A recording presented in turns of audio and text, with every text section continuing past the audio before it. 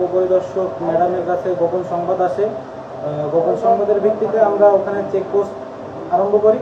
তো চেকপোস্টের এক পর্যায়ে আমরা গাড়িটি সন্দেহ হওয়ার পরে আমরা যখন গাড়িটিকে সিগন্যাল দিয়ে সাইড করি, সাইড করার পরে আমাদের সন্দেহ হয় তারা আবার গাড়িটি ইউটার্ন নিয়ে চলে যাওয়ার চেষ্টা করে।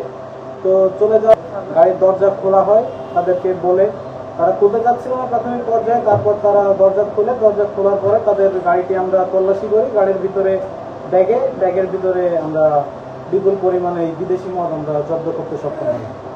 তাদেরকে প্রাথমিক জিজ্ঞাসাবাদে তারা এটুকুই জানিয়েছে যে তারা পূর্বেও খুলনায় এসেছে এবং তারা যখন এসেছে আমাদের কাছে গোপন সংবাদ ছিল এবং তখন থেকে আমরা তাদের গতিবিধির উপর নজর রাখি।